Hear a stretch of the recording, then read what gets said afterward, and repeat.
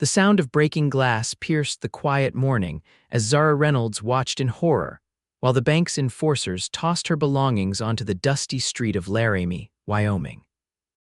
June 1878 had brought nothing but misfortune since her husband Thomas's death 3 months prior, but losing her home, the small cottage where they had built their dreams, was the final cruel blow. "Please," she begged, clutching at Maxwell Hargrove's expensive suit sleeve. "There must be some mistake." The banker pulled away, brushing at the spot where her fingers had touched as if removing a stain.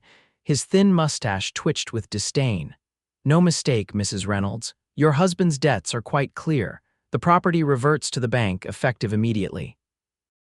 Zara's face flushed hot with anger. "Thomas never owed that much. He kept careful books which conveniently burned in that small fire last month." Hargrove smiled thinly. "Most unfortunate. However, my records show outstanding loans totaling $1,200. The house satisfies that debt." The crowd of onlookers kept their distance, faces a mixture of pity and discomfort. None dared challenge Maxwell Hargrove, who owned half the businesses in Laramie and held mortgages on most of the others. "You have until sundown to remove your possessions from the property," Hargrove said, checking his gold pocket watch. "Whatever remains becomes property of the bank." As the banker walked away, Zara sank to her knees in the dirt, surrounded by the scattered remnants of her life. At 26, she was alone, homeless, and nearly penniless in a frontier town that offered few opportunities for a woman without family. "Need a hand with those things, madam?" The deep voice startled her. Zara looked up to find a tall, broad-shouldered man standing over her, his face shadowed by a worn leather hat. Unlike the townspeople who averted their eyes, this stranger looked directly at her, his gaze steady and unflinching. "I don't need charity," she managed, though the quiver in her voice betrayed her. The man crouched down to her level, revealing a weathered face with kind eyes the color of a summer storm. "Not offering charity, just helping a neighbor." "We're not neighbors," Zara said bitterly. "I don't have a home anymore." "Name's Keegan McCall," he said, ignoring her sharp tone. He began gathering the books that had spilled from a broken crate. "New to these parts, bought the old Jensen place about 10 miles outside town." Zara wiped her tears with the back of her hand. "The cattle ranch, I heard someone purchased it, but yep, needs work, but the land's good." Keegan stacked the books carefully. "Could use some help getting it in order." She narrowed her eyes. "What kind of help?" "Honest work," he said simply. "Place needs someone with good sense to manage the household while I handle the ranch business. Comes with room and board in your own quarters. Proper and respectable." Zara hesitated. She'd heard too many offers from men since becoming a widow. But something about Keegan McCall's straightforward manner seemed genuine. "Why would you help me? You don't know me." Keegan stood, dusting off his hands on worn denim pants. "I know enough. Know Hargrove's been squeezing folks dry for years. Know a decent person when I see one in trouble." His eyes drifted to Hargrove's retreating figure. "And I know what it's like to lose everything." Before she could respond, Marshal Frank Wilkins approached, hat in hand. "Mrs. Reynolds, sorry about all this. Wish there was something I could do." "You could start by investigating Hargrove's books," Keegan suggested, his voice calm but carrying an edge. The marshal shifted uncomfortably. "Mr. Hargrove's a respected businessman who's foreclosed on 6 properties in the last year," Keegan finished. "Funny how all those mortgage records show unexpected debts after the original documents disappear." Wilkins cleared his throat. "That's a serious accusation, McCall. Just an observation." Keegan turned back to Zara. "Offer stands, Mrs. Reynolds. No rush to decide, but you're welcome to the guest cabin until you figure things out." Zara looked at her possessions scattered in the dirt, then at the house where she'd lived for 5 years. Memories of Thomas filled every corner of that small cottage, but now those memories were tainted by Hargrove's cruelty. "I'll accept your offer of temporary lodging, Mr. McCall," she said finally, straightening her shoulders. "But I'll work for my keep, not take charity." A hint of a smile touched Keegan's lips. Wouldn't have it any other way. By late afternoon, Zara's meager belongings had been loaded onto Keegan's wagon.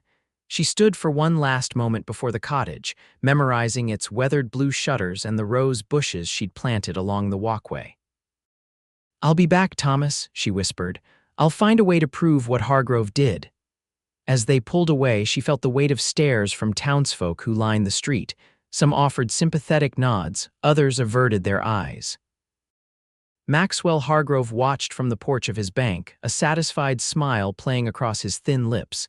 Keegan noticed her gaze. "Don't worry about him. Men like Hargrove eventually meet their reckoning. You sound like you speak from experience." He kept his eyes on the road. "Let's just say I've known my share of men who think money gives them the right to take whatever they want." As they left Laramie behind, the vast Wyoming landscape opened before them.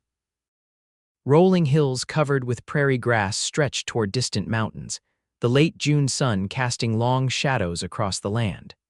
After months confined to grief and worry in town, Zara felt something unfamiliar stir within her, a fragile sense of possibility.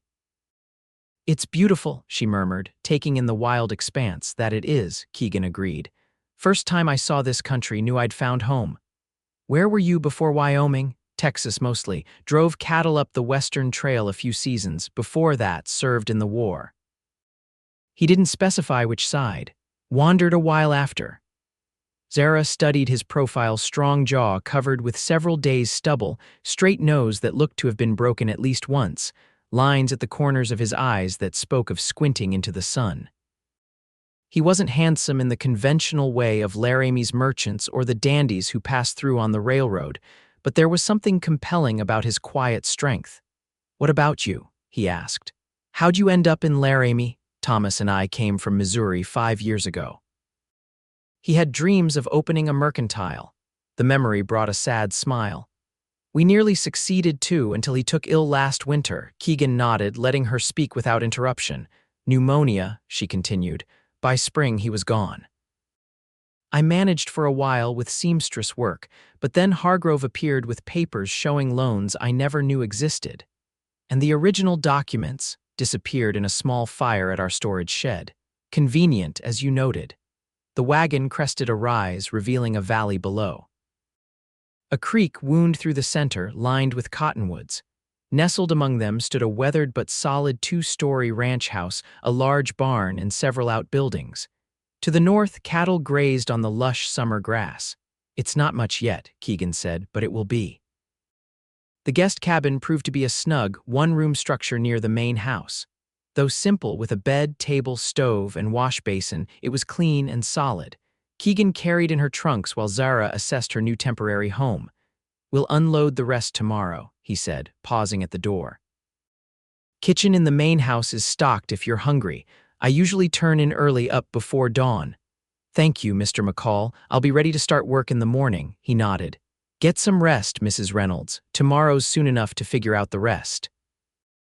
Left alone, Zara sank onto the narrow bed and finally allowed herself to weep for Thomas, for their lost dreams, for the humiliation of being thrown from her home. But beneath the grief ran a current of anger that grew stronger with each tear. Maxwell Hargrove had taken her home through fraud, she was certain of it. Somehow, someday, she would prove it. Morning came with birdsong and the distant lowing of cattle. Zara, dressed in her simplest work dress, pinned her dark hair in a practical knot, and made her way to the main house just as the sun breached the horizon. She found Keegan in the kitchen, frying bacon in a cast iron skillet. He nodded at her arrival but continued cooking. "Hope you like your coffee strong," he said, gesturing toward a pot on the stove. "After 5 years of making do with chicory more often than not, I'll drink anything that's hot and black." She poured herself a cup and leaned against the counter, surveying the kitchen. Like the rest of the house she'd glimpsed through open doors, it was functional but Spartan. No feminine touches softened the practical space. "Place needs work," Keegan acknowledged, following her gaze. Previous owner was a widower who let things go after his wife passed, been empty almost a year. "Why this ranch?" she asked. Plenty of established operations would hire an experienced cattleman. He served up bacon and eggs on 2 plates. "Wanted my own place, something I built, not something built on someone else's name." They ate at a worn oak table, the morning light streaming through windows dusty with neglect. Zara found herself studying his hands, large, calloused from work, but unexpectedly gentle in their movements. not the hands of a man prone to violence despite his imposing size. "I should tell you something," she said finally. "I'm grateful for your help, but I don't intend to stay permanently. Once I save enough, I mean to return to Laramie and fight for my home." Keegan nodded as if he'd expected nothing less. "Fair enough. In the meantime, I could use the help. Ranch this size should have a full crew, but funds are tight until I can build the herd. Do you have any hands at all?" Two brothers, Sam and Luke Pearson, good men but young, they bunk in the quarters behind the barn. He paused. "There's one other thing you should know. I'm not just raising cattle here." Zara raised an eyebrow. "What else?" "Horses. Got a small remuda of breeding stock quarter horses with good bloodlines. Plan to sell trained mounts to the army eventually." His eyes lit with rare animation. Army's always looking for sound horses with good temperament. After breakfast, Keegan showed her around the property. The large barn housed 6 beautiful horses, their coats gleaming with care that contrasted sharply with the general state of the ranch house. In the corral, a magnificent black stallion paced restlessly. "That's Midnight," Keegan said, a note of pride entering his voice. "Best quarter horse stud I've ever seen, foundation of my breeding program." Zara approached the fence and the stallion trotted over, extending his velvety muzzle. "He's magnificent, and knows it too." Keegan's usual stoic expression softened as he watched the horse investigate Zara's outstretched hand. "He doesn't take to strangers easily."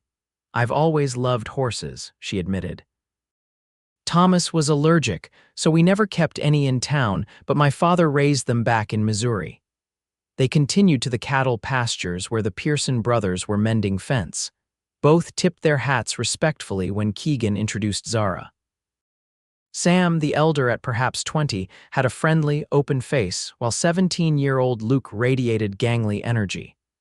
"Mrs. Reynolds will be managing the house and keeping books," Keegan explained. "Anything she asks of you, consider it coming from me." By the time they returned to the house, Zara had a mental inventory of tasks that needed attention. The ranch might be modest compared to some, but Keegan McCall clearly had vision and determination. Despite her intention to make this stay temporary, she found herself drawn to the challenge of helping restore the place. "I'll start with the house," she declared. "No proper operation can run without a functional headquarters." Keegan looked relieved. "Do whatever you think best. I've got funds set aside for household improvements." The next weeks fell into a rhythm. Zara rose early, prepared breakfast for the men, then set about transforming the neglected ranch house.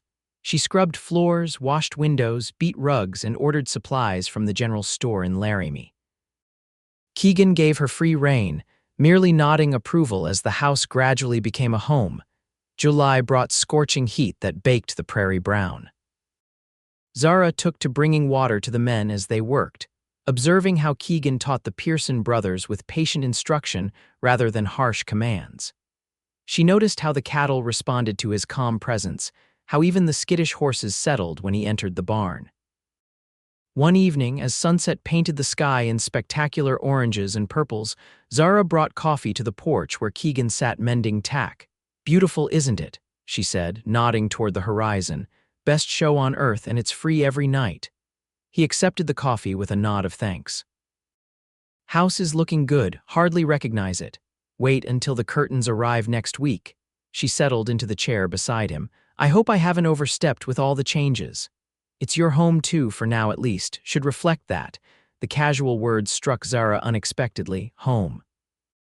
She'd been so focused on the lost cottage in Laramie that she hadn't noticed how comfortable she'd become here. The realization troubled her. "This was temporary, wasn't it? Any news from town?" she asked, changing the subject. Keegan's expression darkened. "Hargrove's bought the Miller place now. Word is they had the same experience, sudden debt, missing papers." Zara's hands tightened around her cup. "He needs to be stopped." "Been asking around quietly," Keegan said. "Hargrove's definitely altered records, but he's careful, nothing that would stand up in court." "There must be some way to prove it." He studied her for a moment. "You really mean to go back and fight him, don't you?" "I have to," Zara said fiercely. "Not just for me, but for everyone he's cheated. Thomas believed in fairness above all else. I can't let this stand." Keegan nodded slowly. "Admire your spirit, Mrs. Reynolds." Zara, she said suddenly. After a month of sharing breakfast every morning, I think you might call me Zara. A smile touched his lips. Zara, then, and I'm Keegan to everyone except the tax assessor. Something shifted between them in that moment, a small but perceptible change that made Zara acutely aware of his presence beside her. The roughness of his hands, the clean scent of soap and leather that clung to him, the way the fading light caught the silver threading through his dark hair at the temples. Disconcerted by her own reaction, she rose abruptly. I should check on the bread. If Keegan noticed her sudden discomfort, he didn't show it. Sam mentioned seeing a mountain lion near the south pasture. Don't wander too far alone until we track it. I can handle myself, she assured him. Thomas taught me to shoot. Don't doubt it. Still, caution doesn't hurt. August brought violent thunderstorms that swelled the creek to dangerous levels. One night, the rain hammered so fiercely that Zara abandoned her cabin for the main house, arriving drenched despite the short dash. Roof leaking. Keegan asked, looking up from the ledger he was studying by lamplight. No, but the creek's rising fast. Thought it best to move to higher ground, he nodded. Smart, take my room upstairs. I'll keep watch down here. I'll not put you out of your bed, she protested. The settee will do fine. Zara. His tone brooked no argument. You've spent weeks making this place civilized. Least I can do is offer you a proper bed during a flood. Reluctantly, she agreed. Keegan's room proved as austere as she'd expected, a large bed with plain linens, a chest of drawers, and a single chair. The only personal touches were a worn Bible on the nightstand and a framed photograph of a young woman with a gentle smile. Zara picked up the photograph, curious. A sister, perhaps, or someone more, my mother. She startled at Keegan's voice behind her. He stood in the doorway, holding extra blankets. I'm sorry, I shouldn't have, it's all right. He set the blankets on the chair. Thought you might need these, gets cold when the rain comes like this. Zara returned the photograph carefully. She has kind eyes. She was kind. A shadow crossed his face. Died when I was 15, consumption. I'm sorry. My mother passed when I was young too. He nodded, understanding passing between them without need for more words. Creek still rising, might have to move the horses to higher ground if it doesn't slow. I'll help, she offered immediately. No need to. A tremendous crash interrupted him as a tree limb smashed through the kitchen window downstairs. They raced down to find rain pouring through the broken glass and a large branch protruding into the room. So much for civilization, Zara sighed, already moving to gather towels. Working side by side, they cleared the debris and secured a piece of oilcloth over the window. The storm continued to rage outside, but within the kitchen, a strange intimacy developed as they mopped up the mess by lamplight. Never seen it rain like this in Wyoming, Zara remarked, wringing water from a cloth. Happens every few years, Keegan replied. One of the hands who delivered supplies last week said the old-timers were predicting it, should have listened. A shout from outside drew their attention. Sam Pearson appeared at the door, soaked to the skin. Creek's over its banks, boss. Luke's moving the horses, but the south pasture's flooding. Cattle are stranded on the low ground. Keegan was already reaching for his slicker. How many? Maybe 20 head, young stock mostly. I'll help, Zara said, reaching for her own coat. Keegan started to object, then seemed to reconsider. Can you ride in this weather? Better than I can swim. The next hours passed in a blur of driving rain, frightened cattle, and treacherous footing. Zara rode one of the calmer horses, helping to guide the stranded cattle to higher ground while Keegan and the Pearson brothers worked the deeper water. By dawn, they had saved all but 2 calves, lost to the raging creek. Exhausted and mud-splattered, they trudged back to the house as the rain finally began to ease. Luke had twisted his ankle, so Sam helped him to their quarters to rest. Zara and Keegan, too tired for conversation, simply shed their sodden outer clothes and collapsed before the fire Keegan managed to coax to life. You ride well, he said after a long silence, his voice rough with fatigue. Better than most men I know. My father believed girls should learn useful skills, not just needlepoint. She hugged her knees, watching the flames dance. Though I'm rather good at needlepoint too. A rare, genuine laugh escaped him. Woman of many talents. Apparently not enough to keep my home, she said, the bitterness returning unexpectedly. Keegan studied her across the firelight. You really loved that cottage. It wasn't just the house. She sighed. It was what it represented. Thomas and I scraped and saved for years to buy it. It was proof we could make our own way, build something lasting. She paused. Silly, I suppose. Not silly at all, Keegan said quietly. Home means something different to everyone, but it matters. The simple understanding in his words brought unexpected tears to her eyes. Since Thomas's death, she'd maintained rigid control, refusing to show vulnerability. Now, exhausted and cold, she found her defenses crumbling. I don't even know if I can get it back, she admitted, voice breaking. Hargrove's probably sold it by now. Actually, he hasn't. Keegan hesitated. I asked around last time I was in town. He's holding on to it, along with the other properties he seized, waiting for the railroad spur line announcement. Zara looked up sharply. What spur line? Union Pacific's planning a new route through the territory. 2 possible paths, one through Laramie, one bypassing it, if it comes through town. Property values will soar, she finished, understanding dawning. That's why he's seizing homes on false debts. He's gambling on the railroad, Keegan nodded. Decision comes down next month from what I hear. Hope and fury warred within Zara. If we could prove what he's doing, we'd need evidence. Hard evidence that would stand up against a man with money and influence. There must be something, she insisted. Original loan documents, ledgers showing alterations. Which would be in his office at the bank, Keegan pointed out. Not exactly accessible. Zara fell silent, mind racing with possibilities.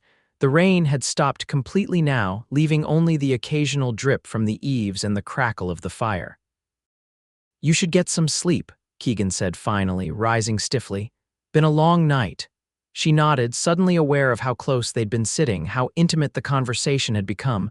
Thank you for everything. He paused, looking down at her with an expression she couldn't quite read. You're stronger than you know, Zara Reynolds. The words followed her up the stairs to his borrowed room, where she collapsed into exhausted sleep, dreaming of rushing water, lost homes, and steady gray eyes that seemed to see straight through her carefully constructed walls. The flood's aftermath kept everyone busy for days. Fences needed repair, debris cleared, and damage assessed. The house had survived relatively unscathed, save for the broken kitchen window and some water damage to the floor beneath it.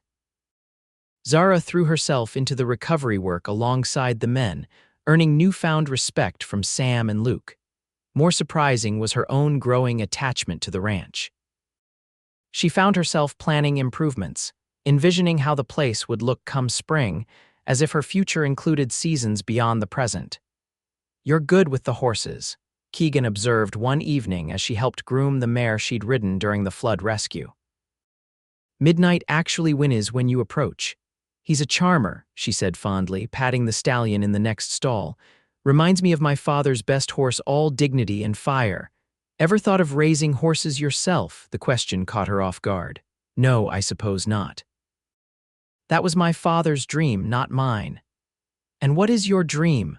Keegan leaned against a post, watching her work the brush over the mare's gleaming coat. Zara considered the question seriously. Before Thomas died, it was to build our mercantile into something substantial, maybe have children someday, she sighed. After losing the house, I haven't thought beyond survival and justice. And now, she met his gaze. Now I'm not sure. A month ago, I would have said returning to Laramie was my only goal, but this place gets under your skin, he finished. Yes, she smiled slightly, though it still needs curtains in the parlor.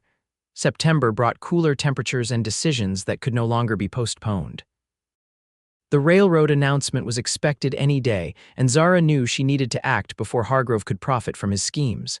I'm going into town tomorrow, she announced over breakfast. Need to see for myself what's happening with my house. Keegan looked up sharply from his coffee. Alone. I'm hardly going to storm the bank single-handed, she assured him. Just reconnaissance. He studied her for a moment. I'll drive you, need supplies anyway.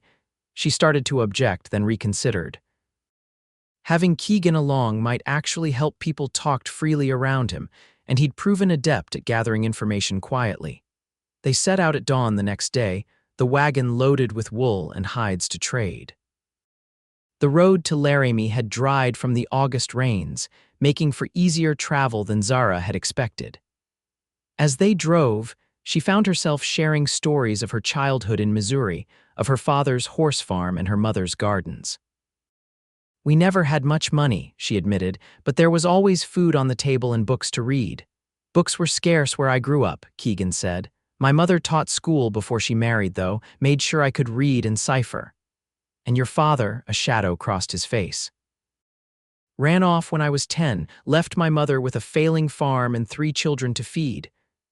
"I'm sorry," Zara said softly. "That must have been difficult.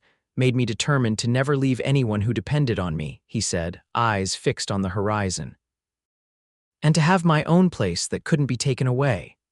The simple declaration revealed more about Keegan McCall than all their previous conversations combined. Zara studied his profile, understanding better now his quiet strength, his deep-rooted determination. They reached Laramie by midday. The town bustled with unusual activity. More wagons lined the streets, and well-dressed strangers congregated near the hotel. "Railroad men," Keegan explained, nodding toward a group of men in expensive suits. "Decision must be coming soon." Zara's heart raced as they passed her former home. The cottage stood empty, its garden overgrown, blue shutters fading in the sun. She swallowed hard against the rush of memories. "Still vacant," Keegan observed. "Good sign." They stopped first at the mercantile to trade goods and purchase supplies. The proprietor, Edwin Wells, greeted Zara warmly. "Mrs. Reynolds, good to see you looking so well. We've missed your fine stitching in town." "Thank you, Mr. Wells. How are things in Laramie?" The shopkeeper glanced around before leaning closer. "Tense. Hargrove's been buying up property all over, or rather, foreclosing. Folks are worried." "Any news on the railroad decision?" Keegan asked casually. "Any day now," Wells confirmed. "Hargrove's confident it'll come through Laramie, already talking about selling parcels at triple what he paid or took," he added with a significant look at Zara. As they loaded supplies, Marshal Wilkins approached, looking uncomfortable. "Mrs. Reynolds, Mr. McCall, good to see you." "Marshal," Keegan acknowledged coolly. "How's law enforcement in Laramie these days?" Wilkins flushed. "Look, about what happened with your property, Mrs. Reynolds. I was just following the legal documents presented. Convenient how those documents appeared after my husband's original papers burned," Zara replied, unable to keep the edge from her voice. "I've been hearing similar stories around town," the marshal admitted quietly. "Can't prove anything," but he broke off as Maxwell Hargrove himself emerged from the bank across the street. The banker spotted Zara immediately. His thin smile reminded her of a snake preparing to strike. "Mrs. Reynolds, I heard you'd found accommodation outside town. How rustic." "Mr. Hargrove," she kept her voice level despite the anger churning inside, "I see you haven't found a buyer for my home yet." "Waiting for the right offer," he replied smoothly. "Property values are about to increase substantially." "Once you've stolen enough homes to control the market," Keegan interjected, stepping forward. Hargrove's smile tightened. "Mr. McCall, isn't it? The new owner of that run-down Jensen place. I'd be careful making accusations without proof." "Funny thing about proof," Keegan said mildly. "It has a way of turning up when you least expect it." Something flickered in Hargrove's eyes, uncertainty, possibly even fear. It vanished quickly, replaced by his usual contemptuous mask. "Enjoy your visit to town," the banker said. "Mrs. Reynolds, should you wish to purchase your former property, I'm sure we could arrange suitable terms." As he walked away, Zara's hands clenched into fists. "The audacity offering to sell me my own home." "He's nervous," Keegan observed. Mentioned proof a little too quickly. Marshal Wilkins, who had remained silent during the exchange, cleared his throat. "If there was evidence of wrongdoing, real evidence, I'd be obliged to investigate." "Even against the most powerful man in Laramie?" Zara asked skeptically. "Law's the law," Wilkins said, straightening. "But it would need to be solid." After the marshal departed, Zara and Keegan continued their errands, but Zara's mind raced with possibilities. If there was evidence in Hargrove's office, how could they access it? Breaking into the bank was out of the question. That would make them the criminals. As they passed the bank again, Zara noticed a young woman exiting the building. She recognized Janet Miller, whose family had recently lost their farm to Hargrove. Janet, she called, approaching the young woman. It's Zara Reynolds. Janet's face brightened momentarily, then fell. Mrs. Reynolds, I heard what happened to your place, same as us. You're working at the bank now? Zara asked, noting the girl's neat attire. Started last week. Mr. Hargrove needed help with filing. Janet's voice dropped. Pa says I should keep the job, keep an eye on things, you know. An idea sparked in Zara's mind. Janet, does Hargrove keep the loan records in the bank? The young woman glanced around nervously. In his office, locked cabinet, he's the only one with a key, but she hesitated. Sometimes he leaves it in his desk when he goes to lunch. Hope surged through Zara. Janet, if you ever see any evidence that he's altered records, I'll keep my eyes open, Janet promised. For all our sakes. As they drove back to the ranch that evening, Zara shared her thoughts with Keegan. If Janet could find the original documents or evidence of tampering. Risky, he cautioned. If Hargrove caught her, I know, Zara sighed. But what choice do we have? The railroad announcement could come any day, and then he'll sell everything for a fortune. Keegan was silent for a long moment. There might be another way, he said finally. Not as direct, but safer. What do you mean? Hargrove didn't build his bank alone, had partners once from what I've heard, men who might know his methods. Former partners who might talk, Zara realized. Do you know who they were? No, but I can find out. He glanced at her. Give me a few days before you do anything rash. I'm never rash, she protested, then caught his skeptical look. Well, rarely. The corners of his mouth twitched in what might have been a smile. That's not how I hear the flood rescue happened. I helped save your cattle, she reminded him. You did, he acknowledged, his expression growing serious. You've done a lot more than that, Zara. The ranch is different with you there. Better. The simple statement warmed her more than she cared to admit. Just earning my keep. It's more than that. He kept his eyes on the road. Place feels like a home now, not just land and buildings. The words hung between them, loaded with unspoken meaning. Zara found herself unable to respond, caught between the pull of her growing attachment to the ranch and to Keegan and her determination to reclaim what was rightfully hers in Laramie. That night, alone in her cabin, she took out Thomas's pocket watch, the one possession of his she'd managed to save. For months, she'd looked at it daily, speaking to his memory, keeping her grief and anger fresh. Now she realized with a start, several days had passed since she'd last held it. What am I doing, Thomas? She whispered. I promised I'd get our home back, prove what Hargrove did to us, but now there was a new home forming around her, a place where she felt needed, respected, where a quiet man with storm-gray eyes watched her with growing warmth. The realization sent a wave of guilt through her. Was she betraying Thomas's memory by finding contentment elsewhere? A soft knock at her door interrupted her thoughts. She opened it to find Keegan holding a telegram. Just arrived from town, he said, handing her the paper. Thought you should see it right away. The message was brief. Railroad decision postponed 1 month. Stop federal inspector arriving to review routes. Stop Hargrove furious. Stop Janet. This changes things, Zara breathed. We have more time. And Hargrove has a problem, Keegan agreed. He's extended himself, counting on that railroad coming through. If it doesn't, he'll be overextended, Zara finished. All those properties, no way to unload them at a profit. Desperate men make mistakes, Keegan observed. Might be our chance to find what we need. Zara looked up at him. This is my fight, Keegan. I never meant to involve you. Became my fight when he threatened you in town today.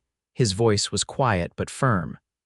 Besides, men like Hargrove don't stop at one victim. Today it's you, tomorrow it could be the next family trying to build something. The simple declaration of alliance of partnership touched Zara deeply. Since Thomas's death, she had shouldered her burdens alone, refusing help out of pride and fear of vulnerability. Now, looking at Keegan's steady gaze, she felt something shift inside her, a wall beginning to crumble. Thank you, she said softly. He nodded, seemingly understanding all she couldn't say. Get some rest. Tomorrow we start planning. The next weeks brought a flurry of activity. While maintaining their regular ranch duties, Zara and Keegan gathered information through careful inquiries. They learned that Hargrove had indeed had a partner when establishing the bank 10 years earlier, Jeremiah Foster, now living in Cheyenne. I can be there and back in 3 days, Keegan said when they discussed the discovery. If Foster has information on Hargrove's methods, I'm coming with you, Zara interrupted. If there's evidence to be found, I should be there. Keegan started to object, then reconsidered. The Pearson brothers can handle things here for a few days. We'll take the morning train. Cheyenne in late September was bustling with activity. As the territorial capital, it hosted government officials, businessmen, and travelers passing through on the Transcontinental Railroad. Zara and Keegan found lodging at a modest hotel near the station, taking separate but adjoining rooms to maintain propriety. Foster runs a small bookshop on Central Avenue, Keegan explained as they walked through the city the next morning. Retired from banking 5 years ago after some kind of disagreement with Hargrove. The bookshop proved to be a cozy establishment filled with volumes ranging from practical manuals to poetry. Behind the counter stood a silver-haired man with spectacles and a thoughtful expression. Mr. Foster. Zara approached confidently. My name is Zara Reynolds. This is Keegan McCall. We've come from Laramie to speak with you about Maxwell Hargrove. Foster's expression changed immediately, his friendly smile fading. I have nothing to say about Mr. Hargrove. Our association ended years ago. He took my home, Zara said bluntly. Created false loan documents after my husband died, then foreclosed when I couldn't pay the fabricated debt. The bookseller removed his spectacles, pinching the bridge of his nose. I'm sorry for your troubles, Mrs. Reynolds, but I don't see how I can help. You were his partner, Keegan pointed out. You must have known his methods, his weaknesses. Foster glanced around his empty shop before replying. What you're describing, falsifying documents, that's criminal activity. Are you certain of your accusations? Absolutely, Zara affirmed. And not just my case. He seized at least 6 properties in Laramie over the past year, all with suspiciously similar circumstances. Foster sighed heavily. Come back at closing. 6 o'clock, we'll speak privately then. They spent the intervening hours exploring Cheyenne, but Zara found it difficult to focus on the sights. Her mind kept returning to the possibility that Foster might provide the key to exposing Hargrove's crimes. What if he doesn't help us? She worried as they walked through the city park. What if he's still loyal to Hargrove? The way he reacted when we mentioned Hargrove's name, there's no love lost there, Keegan assured her. Question is whether his dislike is strong enough to overcome his caution. When they returned to the bookshop at closing time, Foster led them to a small office behind the main room. He offered them seats before pouring 3 small glasses of brandy. I need to be clear, he began, settling behind his desk. I have no direct knowledge of any illegal activities by Maxwell Hargrove after our partnership dissolved. Zara's heart sank, but Foster continued. However, I left the bank precisely because I suspected Maxwell was engaging in questionable practices. He took a small sip of brandy. He began keeping separate ledgers, one for official banking records, one for his private reference. When I questioned him, he became defensive, then threatening. These private ledgers, Keegan leaned forward, would they contain evidence of altered loan agreements? If he's doing what you suggest, then yes. Maxwell was always methodical. He would keep records of the original transactions and the altered versions. Foster frowned. It's why I departed with my investment. I sensed trouble coming. Do you know where he would keep these private ledgers? Zara asked eagerly. Foster hesitated. Maxwell had a hidden compartment built into his office, behind the landscape, painting on the eastern wall a scene of the Rockies. The compartment opens with a special key he kept separate from his regular keys. Hope surged through Zara. If we could access that compartment, you'd need both opportunity and the key, Foster cautioned. Maxwell keeps it on his person at all times, a small gold key on a chain around his neck. The information was valuable but presented a seemingly insurmountable obstacle. How could they access both Hargrove's office and the key he kept on his person?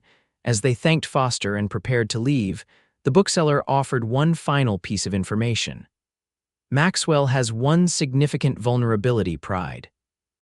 He cannot resist an opportunity to demonstrate his superiority, especially over those he's bested. On the train back to Laramie the next day, Zara and Keegan discussed potential strategies. their heads bent close together over the clickety-clack of the rails. "We need to create a situation where Hargrove would remove the key," Keegan reasoned. "Some reason he'd take it off voluntarily. And we'd need access to his office when he's not there," Zara added.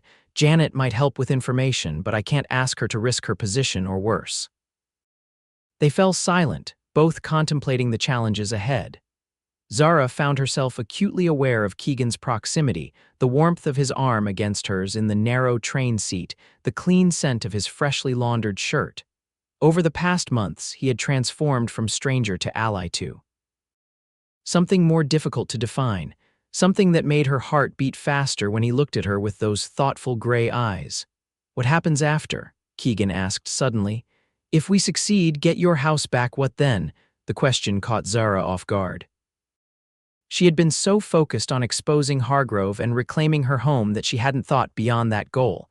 "I suppose I'd return to Laramie," she said slowly. "Try to rebuild Thomas's mercantile dream. Leave the ranch," he stated, his voice carefully neutral. "I." She faltered, suddenly uncertain. The ranch had become more than refuge, it was beginning to feel like home. And Keegan, their eyes met, and the unspoken hung between them, a possibility neither had acknowledged until this moment. "I don't know," she admitted finally. "When I came to your ranch, I was certain about everything. Now," she looked away. "Now I find myself questioning what I really want." Keegan nodded, saying nothing more, but his hand found hers briefly, a gentle squeeze conveying understanding. The simple gesture sent warmth coursing through her, a connection deeper than words could express. When they returned to Laramie, they found the town in an uproar. The federal inspector for the railroad had arrived and was conducting meetings with local officials, including Maxwell Hargrove, who had positioned himself as the town's primary advocate for the route. "Perfect timing," Keegan observed as they passed the hotel where a crowd had gathered. "Hargrove will be occupied with the inspector for days, and more desperate than ever to ensure the route comes through," Zara added. "Foster was right, his pride will be fully engaged." A plan began to form, complex but potentially effective. With Janet's reluctant help providing information about Hargrove's schedule and assistance from several other victims of the banker's schemes, they developed a strategy to access the hidden compartment. The opportunity came a week later. The federal inspector announced a formal dinner at the Laramie Hotel to present his preliminary findings. Hargrove would attend, as would all prominent townspeople. "You're certain about this?" Keegan asked as they finalized preparations. "If you're caught, if I don't try, I'll regret it forever," Zara replied firmly. "Besides, you'll be there to create the distraction." The night of the dinner arrived clear and cool, with stars scattered like diamonds across the Wyoming sky. Zara, dressed in her finest gown, a deep blue silk she'd altered specifically for the occasion, entered the hotel on Keegan's arm. He looked transformed in a proper suit, his usual weathered hat replaced by neatly combed hair and a freshly trimmed beard. "You clean up admirably, Mr. McCall," she teased, trying to calm her nerves. "Don't get used to it," he replied, but his eyes conveyed appreciation of her own appearance. "You look beautiful, Zara." Maxwell Hargrove held court near the inspector, his usual smug expression amplified by the prospect of imminent success. He faltered momentarily upon seeing Zara and Keegan enter, but quickly recovered, even offering a condescending nod in their direction. The dinner proceeded according to plan.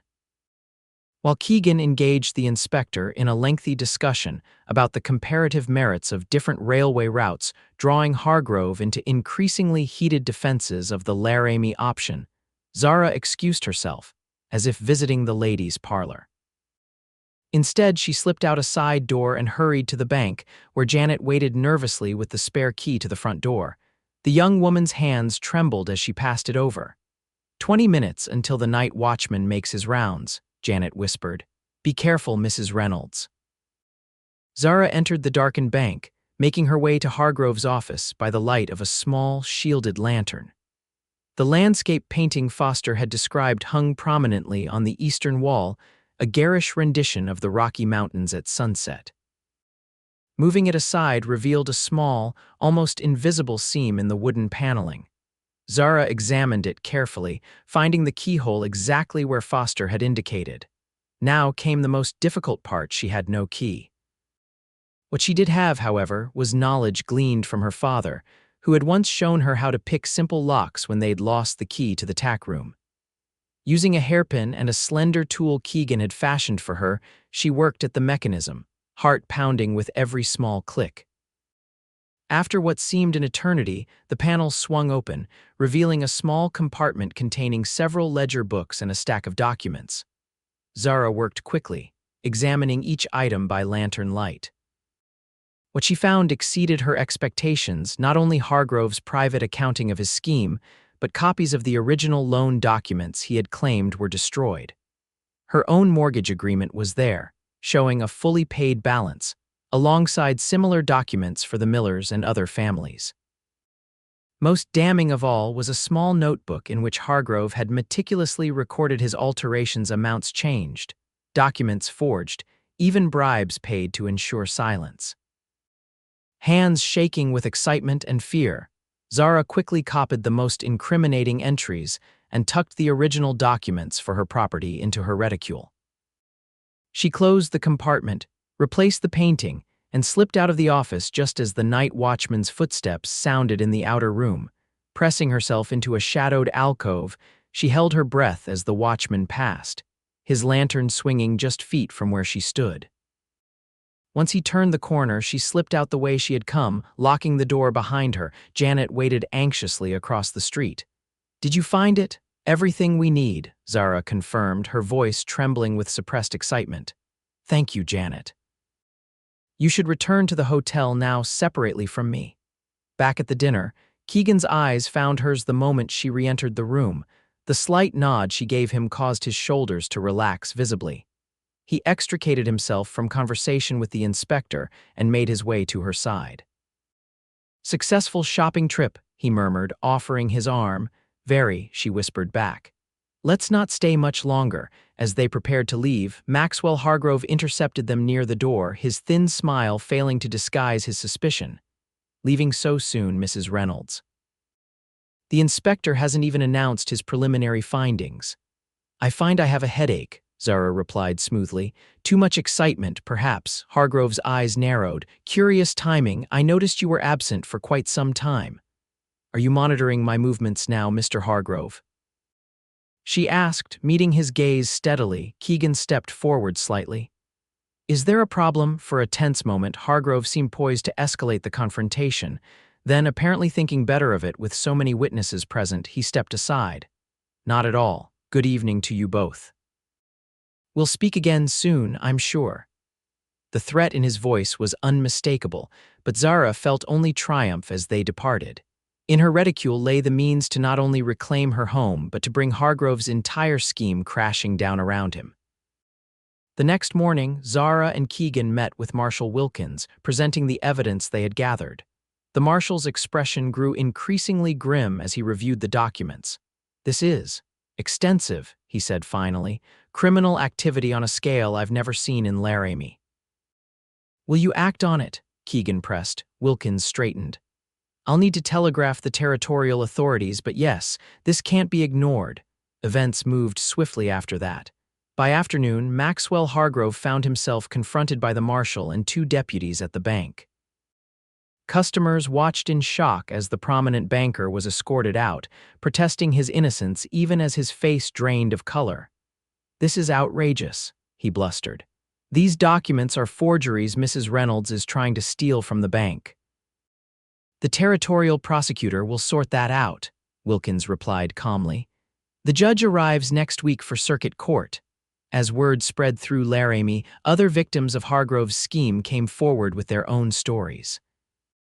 The federal inspector, alerted to the scandal, delayed his recommendation on the railway route pending resolution of the fraud allegations. For Zara, the victory brought a complex mixture of emotions. Relief and vindication, certainly, but also a growing realization that her future remained uncertain. The cottage in town was rightfully hers again. Marshal Wilkins had personally delivered the key, but she found herself reluctant to leave the ranch that had become home. The evening after Hargrove's arrest, she sat on the porch of the main house, watching the sunset paint the prairie in gold and crimson. Keegan joined her, settling into the chair beside hers with 2 cups of coffee. "Quite a day," he observed, handing her a steaming cup. "I keep expecting to wake up and find it was all a dream," she admitted. "That Hargrove is still free, still threatening everything I've worked for." "It's real," Keegan assured her. "Janet sent word that the territorial prosecutor is already reviewing the case. With all the evidence and witnesses coming forward, Hargrove won't see freedom for years, if ever." They sat in comfortable silence for a while, watching the light fade from the sky. Finally, Keegan spoke again, his voice unusually hesitant. "Have you decided about the cottage?" Zara traced the rim of her cup with one finger. "It's strange. For months, all I wanted was to reclaim that house, to honor Thomas's memory by fighting for what was ours. Now that I have it back." "Now what?" he prompted gently when she faltered. "Now I realize it's just a house," she said slowly. "The home Thomas and I shared doesn't exist anymore, not really. It died with him." Keegan nodded, understanding in his eyes. "And yet you fought for it." "Because it was right," she said firmly, "because Hargrove needed to be stopped." "But as for living there again..." She looked out at the ranch, spreading before them the barn where Midnight and the other horses were settled for the night, the fields where cattle grazed, the garden she had started behind the kitchen. "I'm not sure that's where I belong anymore." The admission hung between them, loaded with implication. Keegan set his cup aside and turned to face her fully. "Where do you belong, Zara?" The directness of the question caught her off guard. Since Thomas's death, she had guarded her heart fiercely, focused solely on survival and justice. But in the months at the ranch, something had shifted slowly, almost imperceptibly, until she could no longer ignore the truth. "I think I belong where I can build something new," she said carefully. "Where I can honor Thomas's memory not by clinging to the past, but by creating a future he would have wanted for me. A future with purpose, with work that matters." She paused, gathering courage, "with someone who understands loss but refuses to be defined by it." Keegan's expression remained steady, but something flickered in his eyes, hope, perhaps, or relief. "This ranch needs someone like that, someone who sees beyond what it is to what it could be. Are you offering me a position, Mr. McCall?" She asked, a smile tugging at her lips despite the seriousness of the moment. "I'm offering you a partnership," he said simply. "In every sense of the word, if you want it." The words hung in the air between them, a question far more significant than mere employment.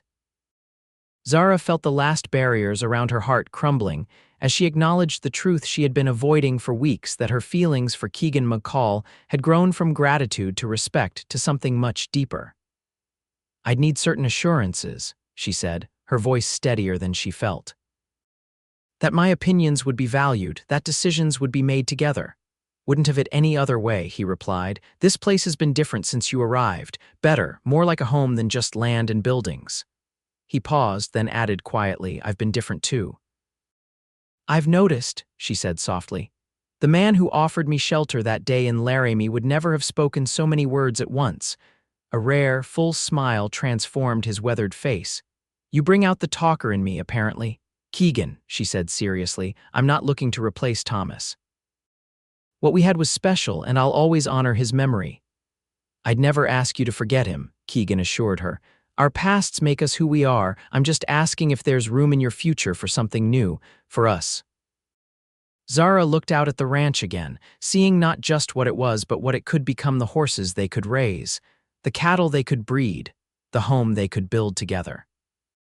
And beyond the practical considerations, she saw a future filled with quiet conversations by firelight, with shared work and shared dreams, with the comfort of knowing she was no longer facing the world alone. "Yes," she said simply, "there's room." The word hung between them for a moment before Keegan reached for her hand, his calloused fingers gentle against hers. "Don't need to decide everything tonight. We have time." "Time," she echoed, savoring the word and all it promised. "That sounds wonderful." October brought the first frost, gilding the prairie grass with silver in the mornings. Zara split her time between the ranch and Laramie, where she oversaw repairs to the cottage. After careful consideration, she decided to sell it not back to the bank, but to Janet Miller's family at a fair price that would allow them to start fresh. "Are you certain?" Janet asked when Zara presented the offer. "This was your home with Mr. Reynolds. And now it can be your family's fresh start," Zara replied. "Thomas would approve, I think. He always believed in helping neighbors." The territorial court convened as promised, and Maxwell Hargrove found himself facing multiple charges of fraud, forgery, and embezzlement. The evidence against him proved overwhelming. When the judge sentenced him to 15 years in the territorial prison, a cheer went up from the crowded courtroom. As the former banker was led away in shackles, he passed where Zara sat with Keegan, his face contorted with hatred. "You think you've won," he hissed, "but you've made a powerful enemy, Mrs. Reynolds. Remember that." "The name is McCall now," Keegan corrected quietly, "and your threats mean nothing where you're going, Hargrove." Zara looked up in surprise at Keegan's words. Though they had discussed marriage, no formal arrangement had been settled. The clear claim in his voice, the simple way he included her under his protection, warmed her unexpectedly. Outside the courthouse, as the late October sunshine bathed the street in golden light, she confronted him. "McCall, is it? That's news to me." A flush crept up Keegan's neck, but he met her gaze steadily. "Got ahead of myself there. Just wanted Hargrove to understand you're not alone anymore." "A noble sentiment," she acknowledged, though traditionally a proposal precedes announcing a marriage. "Never claimed to do things traditionally," he replied, but the humor in his eyes faded to seriousness. "But if you want traditional." To Zara's astonishment, he lowered himself to one knee right there on the courthouse steps, taking her hand in his. "Zara Reynolds, I love you. Not just for your cooking or your way with horses or how you've made that old ranch into a home. For your courage, your principles, your heart." He paused. "Will you marry me, be my partner in everything?" The directness of it, the public declaration from a man usually so private, left Zara momentarily speechless. Around them, townspeople had stopped to watch, expressions ranging from surprise to delight. "You realize the entire town will be talking about this by supper time," she managed finally. "Let them talk," Keegan said, still kneeling. "Only answer that matters is yours." Looking down at him, this steady, honorable man who had offered her shelter when she had nothing, who had stood beside her through the fight to reclaim her dignity, Zara felt the last lingering doubts dissolve. "Yes," she said clearly. "Yes, I will marry you, Keegan McCall." He rose and, to the further astonishment of onlookers, pulled her into an embrace that lifted her feet from the ground. When he set her down, both were laughing, breathless with the public display so uncharacteristic of either of them. "Well," said Marshal Wilkins, who had emerged from the courthouse in time to witness the proposal, "guess we know how to celebrate Hargrove's conviction now." They were married 2 weeks later in the small church on Laramie's outskirts. Zara wore a simple cream-colored dress with lace she had salvaged from her wedding gown to Thomas, reworked to honor the past while embracing her future. Keegan, uncomfortable but handsome in a new suit, waited for her at the altar with Sam and Luke Pearson standing proudly as witnesses. The ranch hands had transformed the main house for the celebration that followed, hanging lanterns from the porch and clearing the parlor for dancing. Townspeople mingled with neighboring ranchers, the mood festive after the darkness of Hargrove's schemes had been lifted from the community. Late in the evening, Zara found a quiet moment alone on the porch, watching stars appear in the deepening blue of the Wyoming sky. The sounds of laughter and music drifted through the open door behind her. "Having second thoughts?" Keegan asked, joining her with 2 glasses of champagne. "Not one," she assured him, accepting the glass. "Just taking a moment to appreciate how much has changed since that day you found me on the street with my belongings scattered in the dirt." He touched his glass to hers. "To new beginnings. And lessons learned," she added. "I thought losing my home was the worst thing that could happen. Turns out it led me to a better one." Keegan's free arm slipped around her waist, drawing her close. "Ranch is coming along. Another year we'll have the horse breeding operation properly established. Army's already interested in what Midnight's offspring might offer. And the new addition to the house will be finished by spring," Zara added. The expansion had been her idea, adding a proper library and study that could eventually become a nursery should their family grow. They stood together in comfortable silence, watching the moon rise over the prairie. In the corral nearby, Midnight nickered softly to the mares, his distinctive sound carrying on the night air. "You know," Keegan said thoughtfully, "when I bought this place, I thought I was just getting land and buildings, somewhere to put down roots after years of wandering. And instead I found something I wasn't even looking for, someone who made it all mean something more." Zara leaned her head against his shoulder, content in a way she had never expected to feel again after Thomas's death. "We both lost homes," she said softly, "and somehow found a better one together." Inside, the music changed to a slow waltz. Keegan set down his glass and offered his hand with formal gravity that made Zara smile. "Mrs. McCall, may I have this dance?" She placed her hand in his, feeling the strength and gentleness in his grip, the same qualities that had drawn her to him from the beginning, though she hadn't recognized it then. "You may, Mr. McCall, tonight and all the nights to come." As they moved back inside to join their guests, Zara cast one last glance at the stars scattered across the Wyoming sky. She had lost a home and found a greater one, lost a love and, against all expectations, found another. The path had been neither straight nor easy, but standing here now, with Keegan's hand warm in hers and their future stretching before them, she wouldn't have changed a single step of the journey. Spring arrived early the following year, bringing fresh green to the prairie and new life to the McCall ranch. The horse breeding program flourished under Zara's careful management, with Midnight's first foals showing the same strong lines and intelligence as their sire. The cattle operation expanded, with Keegan purchasing adjacent land to accommodate the growing herd. In June, almost exactly a year after Zara had watched her belongings thrown into the street, she and Keegan welcomed their first child, a son they named William Thomas McCall, his middle name a tribute to the man whose memory had led Zara to fight for justice. Standing on the porch of the ranch house, her son sleeping peacefully in her arms while Keegan worked in the corral beyond, Zara reflected on the strange turns life could take. What had seemed like her darkest hour, homeless, widowed, facing an uncertain future, had ultimately led her to this moment of profound contentment. The banker had taken her house, but a cowboy had given her his home.